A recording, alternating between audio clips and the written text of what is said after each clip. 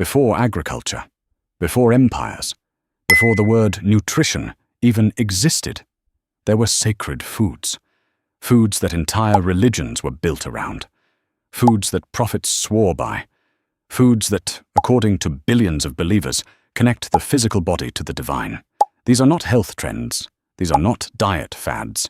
These are divinely mandated foods, mentioned in holy books, eaten in rituals, and preserved for thousands of years. And here's what no one tells you.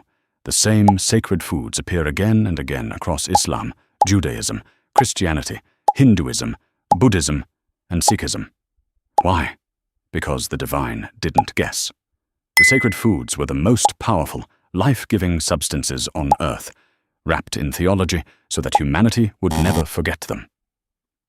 Today, we're decoding that ancient blueprint, starting with Islam.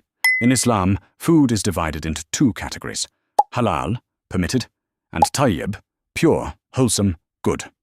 Tayyib is the higher standard, and the most tayyib foods are those directly mentioned in the Quran or the teachings of Prophet Muhammad. The Quran says in chapter 95, with a divine oath, by the fig and the olive. Why would God swear by a fruit and a tree? Classical scholars say these refer to blessed lands. But modern science says something remarkable. Figs contain more fiber than almost any other fruit. Olives produce oleocanthal, a compound so anti-inflammatory that researchers call it natural ibuprofen. Then Surah An-Nur, verse 35. Its oil would almost glow forth, even if no fire touched it. Cold-pressed extra virgin olive oil is chemically stable. It resists oxidation. It literally stays lit longer than modern seed oils. The Quran described a biochemical fact 1,400 years ago. But Islam's most precise dietary instruction comes from the Prophet Muhammad himself. He who eats 7 ajwa, dates every morning, will not be affected by poison or magic on that day. For centuries, Muslims took this as faith. Then science caught up. Ajwa dates, grown exclusively in Medina, contain unique flavonoids and cardiac glycosides. Studies show they protect against oxidative stress and support heart function. Poison? Magic? Call it what you want. The Prophet prescribed a measurable, daily dose of antioxidant defense. But Islam isn't alone. The same divine blueprint appears in Judaism, with a food so ancient that it predates bread itself. Honey. Judaism operates on the same principle. Food as divine survival and memory. The kashrut, dietary laws, train the faithful to eat with intention. Matzah, eaten during Passover, is not a symbol. It is an act of historical ingestion. When the Israelites fled Egypt, their dough had no time to rise.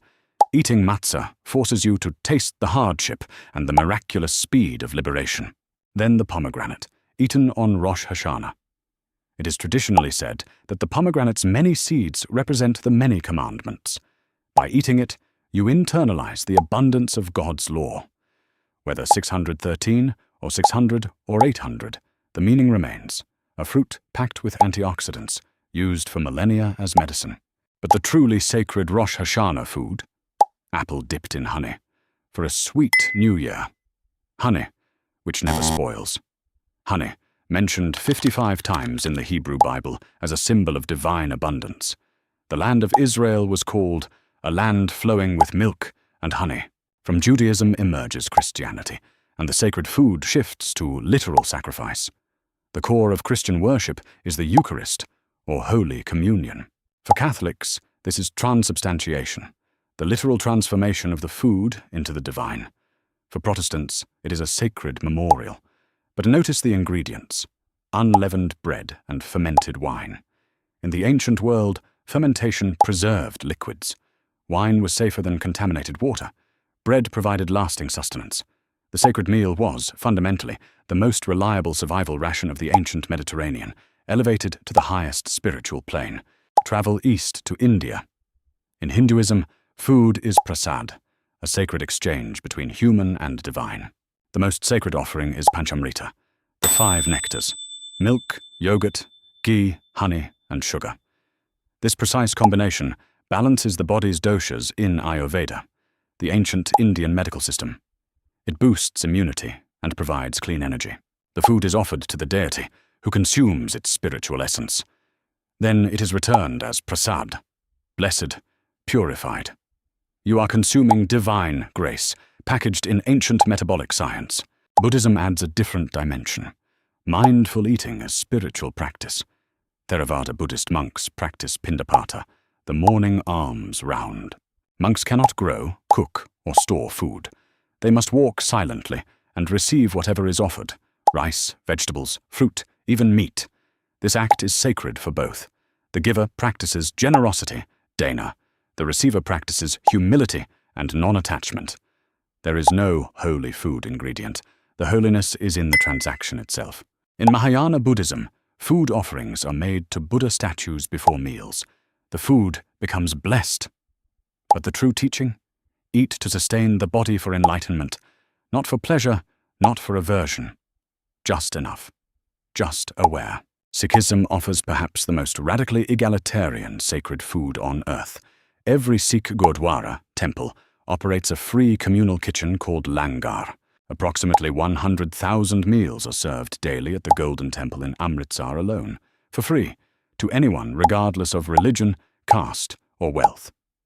The food is always vegetarian, so no one is excluded. Eating together on the floor obliterates social hierarchies. The sacred food is not an ingredient. It is the act of sharing. Honey, mentioned in the Quran, the Bible, the Torah, the Vedas, and the Buddhist Jataka tales. Never spoils. Ancient wound healer. Olives, sworn by in the Quran, central to the Hebrew Bible, pressed into oil for Christian anointing. Figs, the fruit of paradise in Islam and Judaism. Pomegranates, adored in Judaism, featured in the Quran, used in Hindu rituals. Why? Because the prophets and sages were not guessing. In the harsh ancient world, these four foods did not rot. They healed, they provided dense, life-saving calories. The divine didn't choose random foods. It highlighted the peak of natural nutrition and wrapped it in theology so humanity would protect, revere, and survive on it for eternity. And the traditions that don't center on specific ingredients, they teach us something equally profound. Holiness is not in the substance. It is in the intention, gratitude, generosity, mindfulness. We are starving in a world of endless food because we abandoned the blueprint. The question is no longer what you are eating. The question is, are you ready to eat with purpose again? If this video shifted your perspective, hit subscribe. We are decoding the ancient world, one truth at a time. And tell me in the comments, which of these sacred foods is already in your kitchen? I'll see you in the next one.